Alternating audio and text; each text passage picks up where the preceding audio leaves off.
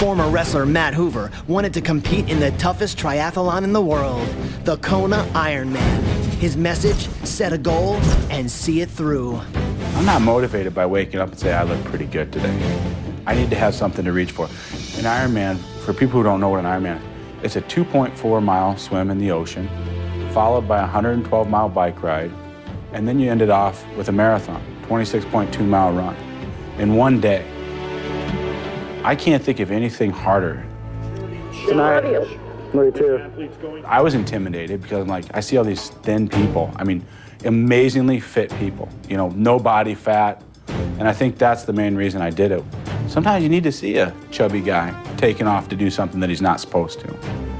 And when this came along, I was like, I'm gonna do this. I'm gonna do it to inspire myself, but I'm gonna do it to get that guy off the couch who's wondering, what the heck am I doing here? Hey athletes, how many of you are gonna be an Ironman today? Yes, you are!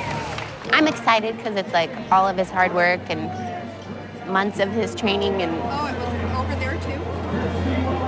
I'm excited. It's pretty amazing. I'm in Kona in the World Championships for Ironman. And I was like crying, I'm like standing in the water, I'm like, okay, get it together, man, you gotta swim.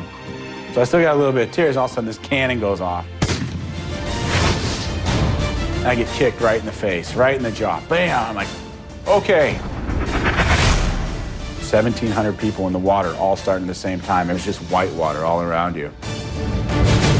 And then I really just kind of started enjoying what was happening to me. I was like, you know, I'm swimming along, I'm like, look at those fish. Meanwhile, you're doing something you're not supposed to be able to do. And I was just enjoying it. Here he comes, Matt Hoover! The swim wasn't bad. I did the swim in just over an hour and a half. And I get changed, and then it's time to start off on the bike. I'm feeling pretty good. All right, see you later. And then you get out in the middle of the Kona. It's not desert, I guess, because it's not sand, but there's just black lava everywhere. It was 105 degrees out here on this bike, and probably about 50 miles into the bike ride. Your feet, for me personally, really started hurting. And with probably about 30 miles left, I started getting a little queasy in the stomach, and I threw up for the first time.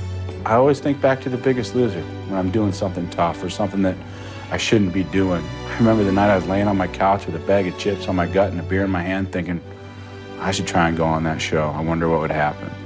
And I think I'm not alone in that. I think a lot of people lay around and think of all the things they could be doing, but they don't actually get off the couch and go. And that's when you start to see those changes.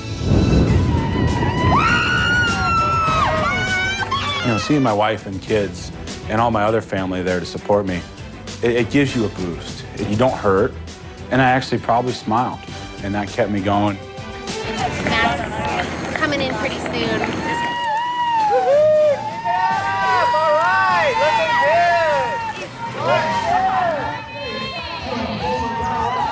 good. So we come into the transition, the last transition to start the run. I get off the bike, and I take my first couple of steps. I'm like, this hurts. This hurts right now.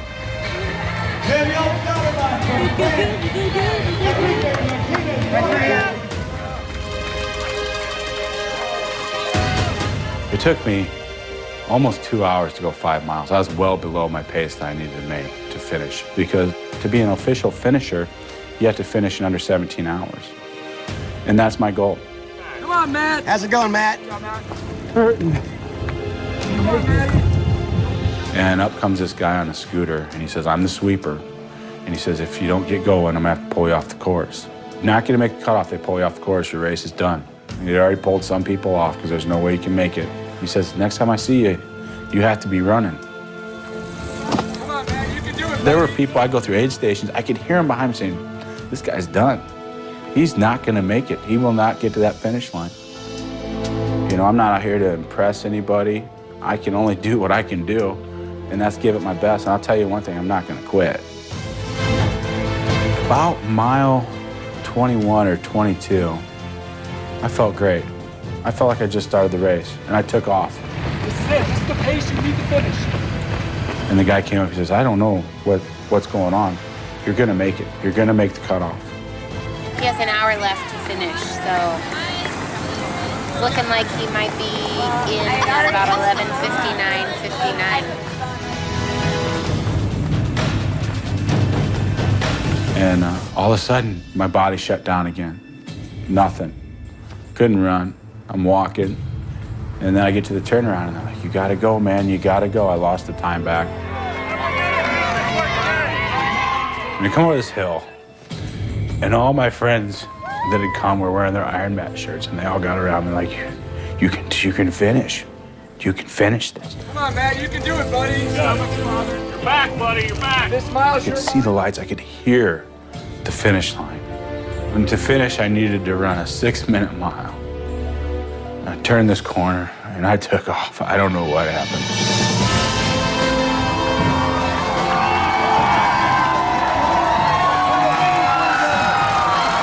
I was running as fast as I could ever run in my life. I'd just done 25 miles.